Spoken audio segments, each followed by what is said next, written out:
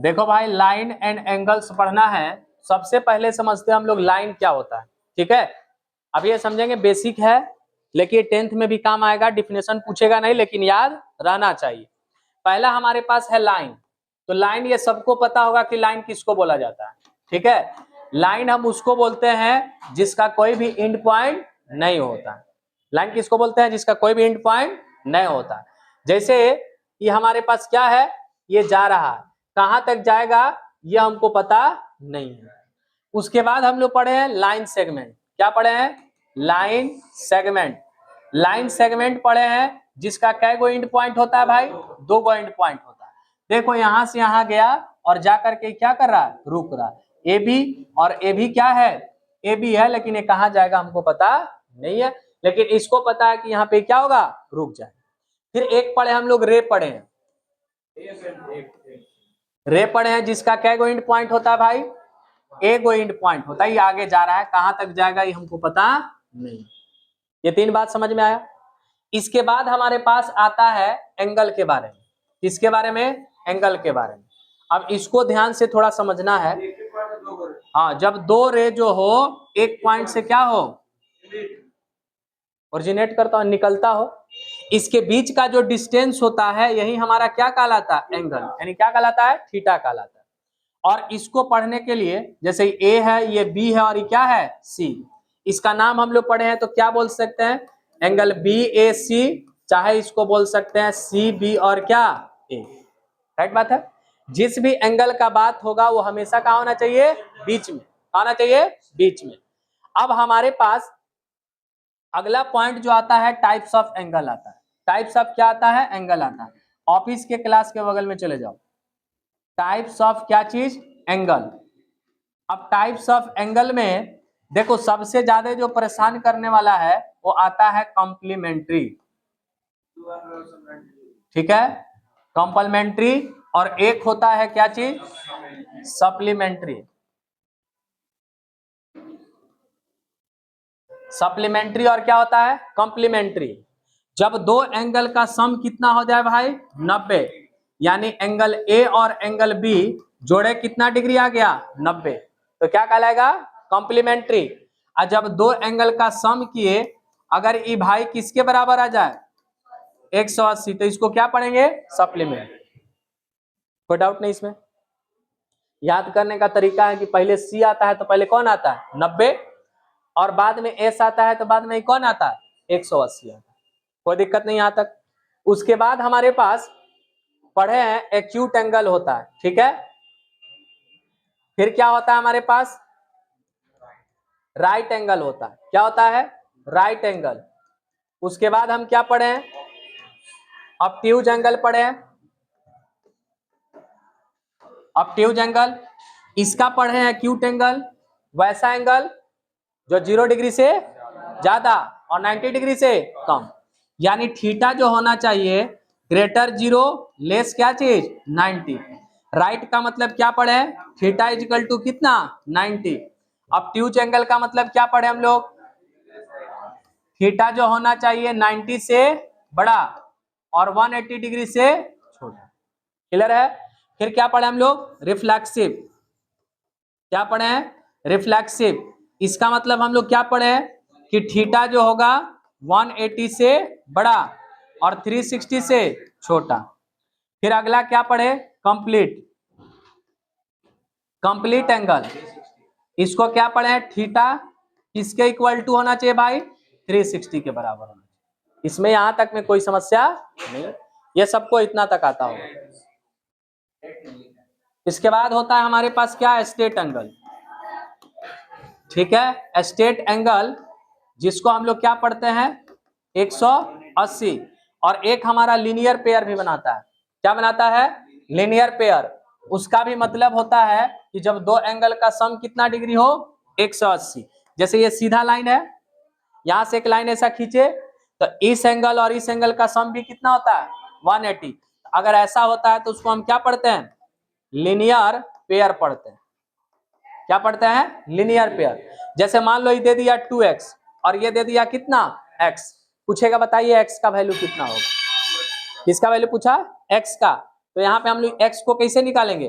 लिखेंगे 2x plus x equal to कितना 180।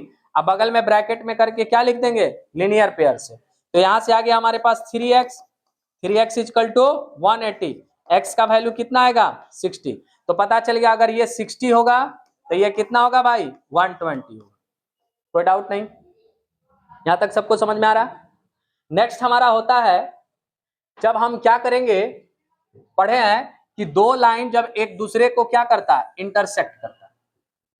दो लाइन एक दूसरे को क्या किया इंटरसेक्ट किया।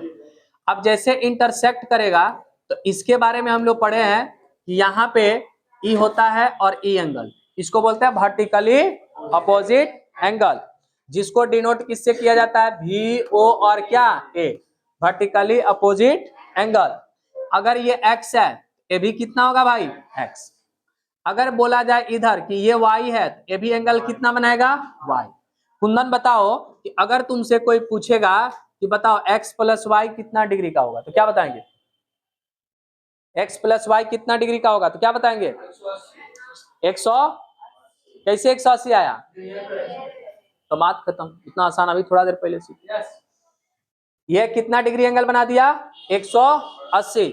अगर मान लो कभी कभी ऐसा करता है, ये क्वेश्चन दे दिया ऐसे, ठीक है, और यहाँ पे बोल देगा कि ये हमारे पास 2x माइनस 5 और ये है मेरे पास 3x, ये कितना है 3x। कहेगा इस एंगल के बारे में ई एंगल फाइंड करके दिखाइए।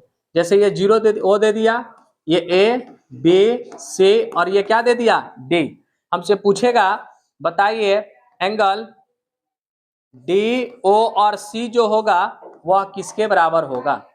ऑफ क्या चीज एंगल, एंगल बताना है जिसमें कह रहा है कि विच इज 36 मोर देन क्या कंपलमेंट्री एंगल। वैसा एंगल बताना है जो कंपलमेंट्री एंगल से कितना ज्यादा होगा भाई 36 ज्यादा होगा।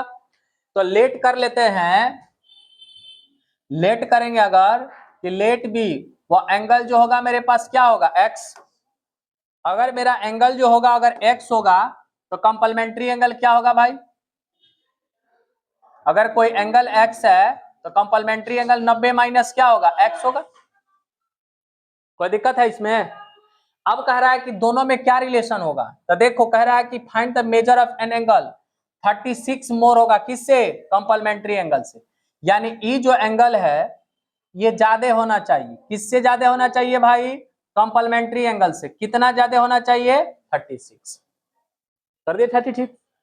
अब ये हमारे पास माइनस है, इधर आके क्या बन जाएगा प्लस, x और x मिलकर कितना हो गया 2x। अभी दोनों को जोड़ेंगे तो कितना हो जाएगा 126, x का मान कितना आ गया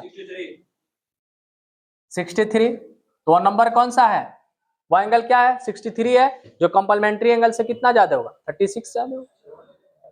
दूसरा क्वेश्चन क्या कहा, दो कंपलमेंट्री एंगल है जिसका रेशियो दिया है, और रेशियो कितना 5, यानी रेशियो को यहां हम लिख लेते हैं 4x होगा और एक क्या होगा 5x। अभी हम क्या पढ़े हैं, इसको एंगल A मान लेते हैं, इसको एंगल क्या मान लेते हैं B। अब angle A plus angle B कितना डिग्री आ जाएगा 90। यहां लिख देंगे सम ऑफ क्या चीज, सम ऑफ किसका कंपलमेंट्री एंगल। अब यहां से ही 4x हो जाएगा और ये 5x किसके बराबर 90। तो 9x इक्वल टू 90, x का वैल्यू कितना आ गया 10। अब 10 आ गया तो एक हो जाएगा कितना, एंगल A हमारे पास 4x है तो 4 इंटू 10 कितना हो गया 40, और एंगल B जो है हमारे पास कितना है 5x, 5 इंटू 10 कितना आ गया 50। कहानी क्या हुआ खत्म।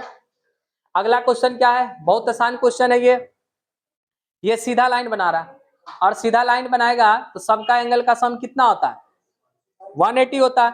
अब सबको जोड़ लो, देखो यहां से आएगा 3x माइनस 7 प्लस 55 प्लस कितना x प्लस 20, और ये किसके बराबर हो जाएगा भाई 180। और यहाँ क्या लिख देंगे लीनियर पेयर है, या बोल सकते हैं क्या ये सबको जोड़ने के बाद स्ट्रेट लाइन आ रहा है, स्ट्रेट लाइन भी है तो उसका एंगल का सम कितना होगा 180 होगा। अब यहां से देखो 3x और 1x कितना हो जाएगा 4x, ये देखो माइनस में है और ये दोनों किस में है प्लस में। तो इसको घटा लेंगे, 68 आ गया, और 10 कितना है 8, माइनस उधर जाके क्या दे देगा प्लस, इसको जोड़ेंगे 8 6 और कितना 2, 4x इक्वल टू, सॉरी ठीक है, x इक्वल टू कितना हो जाएगा 2 4 8 डिवाइडेड बाई 4, कितना बार में कटा 62, x का मान आ गया 62। अब यहाँ पे क्या करो 62x जहां जहां लिखा हुआ पुट करो, सॉल्व करो, आंसर मेरा क्या हुआ आ गया। तो इसमें ज्यादातर क्वेश्चन पूछेगा तो लगभग यही पूछेगा, ठीक है। आगे थोड़ा ट्रायंगल में चलेंगे तो थोड़ा क्या होगा मुश्किल क्वेश्चन आएगा, लेकिन 9 एंगल में यही सारा बात रहेगा। चलो ध्यान से देखो, हमारे पास सबसे पहले ये क्वेश्चन को देखते हैं। ये क्वेश्चन में अभी थोड़ा देर पहले पढ़े कि हमारे पास दो लाइन एक दूसरे को क्या करता है इंटरसेक्ट, तब वर्टिकली अपोजिट से दोनों आपस में क्या होता है इक्वल, कोई दिक्कत नहीं है। सबसे पहले यहाँ पे देख रहे हैं कि इस साइन का मतलब होता है कितना डिग्री भाई 90, ये 90 है तो ये दोनों का सम कितना होगा 90। तो यहाँ से काम निकल गया, क्या निकल गया भाई कि एंगल ए और एंगल बी को हम अगर प्लस करते हैं तो किसके बराबर आएगा 90 डिग्री, और ए और बी का रेशियो ऊपर में देखो दिया हुआ कितना दिया भाई 2:3 दिया है। रेशियो को अगर x मानते हैं तो 2x और कितना आ गया 3x इक्वल टू कितना आ गया 90, तो 5x इक्वल टू 90, तो x का मान कितना आ गया भाई 18, x का वैल्यू 18 डिग्री आ गया। तो x का वैल्यू 18 डिग्री आया तो यहां से देखो a हमारे पास कितने के बराबर था भाई 2x, तो a हो जाएगा हमारे पास कितना 36, ये हमारे पास कितना था 3x के बराबर था, तो इसको इनटू करेंगे तो कितना हो जाएगा 54 हो जाएगा। कहानी क्या हुआ खत्म, यहां बात समझ में आ गया। किसका वैल्यू निकालना था c का। अब देखो ये वाला लाइन एक सीधा लाइन बना रहा है, तो वर्टिकली अपोजिट सीधा लाइन कहीं भी बनाएगा तो दिमाग लगा देना लीनियर पेयर से उसका सम कितना होगा 180, दोनों तरीका से बना सकते हैं, तुम्हारा भी तरीका गलत नहीं। तो यहां से एंगल ए और एंगल बी को जोड़ेंगे किसके बराबर हो जाएगा 180, यहाँ सॉरी सी, तो यहां से एंगल सी हमको निकालना है 180 माइनस क्या हो जाएगा ए, और ए का वैल्यू कितना दिया भाई 36, इसको घटाएंगे तो कितना आ जाएगा 144 आएगा। दूसरा काम ये भी कर सकते थे कि जितना एंगल ई बनाएगा उतना ही एंगल यह बनाएगा, सही है क्या, हाँ गलत हो जाएगा, क्या हो जाएगा गलत हो जाएगा। वर्टिकली अपोजिट ठीक है, ये एक बी के बराबर नहीं होगा ए के बराबर होगा, यानी ए वाला जो होगा इसके एंगल के क्या होगा बराबर होगा। फिर वही बात आया नीचे, फिर क्या होगा सीधा लाइन आ गया, यानी लीनियर पेयर बना दिया, बात एक ही होगा, उससे कोई दिक्कत नहीं। अगला इस क्वेश्चन को देखते हैं, ये थोड़ा सा दिमाग लगाते काम बच जाता। ये हमारे पास 5y है, ये भी किसके बराबर हो जाएगा 5y, अब सबका सम किसके बराबर हो जाएगा 180, 2y 5y और 2y मिलकर कितना बन गया 180। अब सबको जोड़ेंगे तो कितना आएगा 9y, 180 हो गया, y का वैल्यू कितना आ गया 20। अब पूछा किसका था y का, किसका पूरा 360 ले लिए, तो पूरा 360 लेंगे तो फिर हमारे पास यहाँ लेना पड़ेगा नहीं 2y, अब फिर अभी कितना होगा 2y तब ना 360 होगा किसका। अरे भाई वही तो बात हमें बता रहा है, ये इसके वर्टिकली होगा ये 2y, अब फिर ये इसके वर्टिकली होगा तो कितना 2y, दोनों से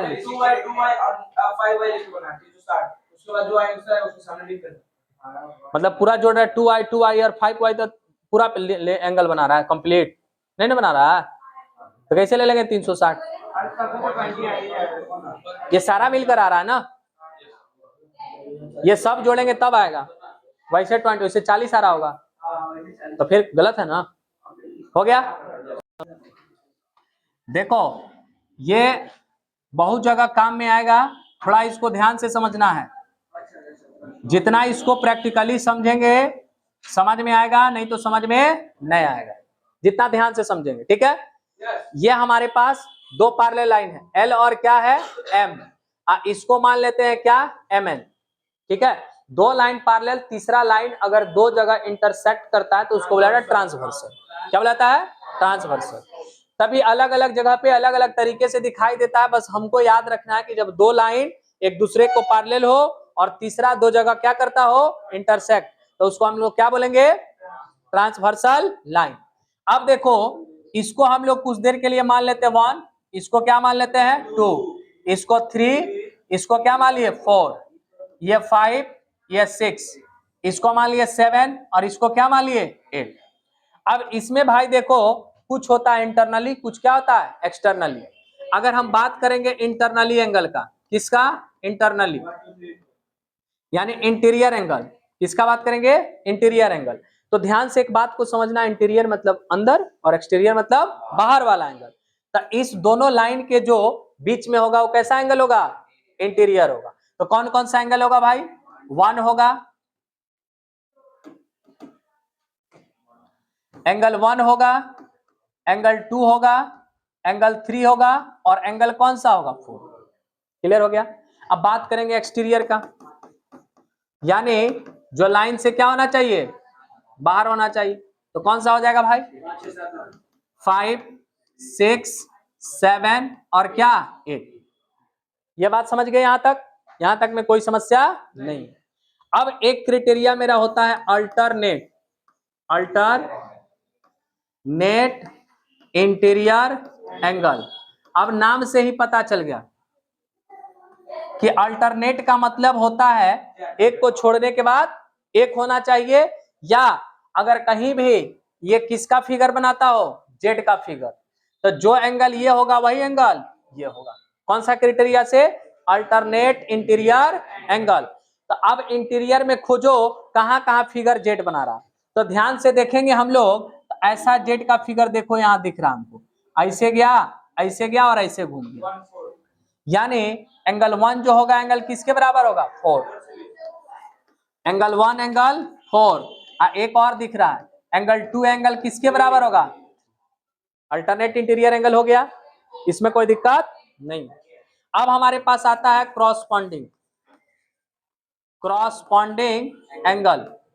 नाम से ही पता चल रहा है कि क्रॉस करके क्या होगा, किसको क्या होगा, क्रॉस। अगर हम एंगल 7 की बात करेंगे तो किसको क्रॉस करेगा, 1 को, कहां पहुंचेगा, तो एंगल 7 जो होगा एंगल किसके बराबर होगा 3। अब कोई पूछेगा कौन सा क्राइटेरिया से, तो क्या बताएंगे, क्रॉसपॉन्डिंग। और बात करेंगे एंगल 1 का, एंगल 1 किसको क्रॉस करेगा, 3 को, किसके पास पहुंचेगा, 5 के पास। दूसरा देखेंगे 8 जो होगा किसको क्रॉस करेगा, 2 को, कहां पहुंचा, 4 के पास। फिर देखो भाई एंगल 2 जो होगा किसको क्रॉस करेगा, 4 को, कहां पहुंचेगा, 6 के पास। कोई दिक्कत यहां तक समझ में आ गया। एक होता है सम ऑफ को इंटीरियर एंगल, क्या होता है भाई, सम ऑफ को इंटीरियर, को मतलब होता है एक साथ, जैसे को एजुकेशन पढ़े हैं जिसमें गर्ल्स बॉयज एक साथ पढ़ रहे हो एक ही क्लास में, उसी तरीके से यहाँ पे क्या है, को इंटीरियर एंगल, यानी एक ही साथ जब दो एंगल एक साइड बना हो उसी को क्या बोलते हैं, को इंटीरियर एंगल। तो यानी यहां से भाई देखो एंगल 2 और एंगल 4 को जोड़ेंगे किसके बराबर होगा, 180, और फिर 1 और किसको जोड़ेंगे, 3 को, तो अभी किसके बराबर होगा भाई, 180 होगा। कोई दिक्कत, यहां तक सबको समझ में आया। तो देखो यहाँ पे सारा एंगल लगभग हमारा क्या हो गया, निकल जाएगा। कोई एक एंगल दिया रहेगा उसके रिलेट से हम हर एक एंगल को आराम से निकाल सकते हैं। अगर देखो एक और हम लोग पहले ही से पढ़ चुके हैं, वर्टिकली अपोजिट क्या चीज, एंगल।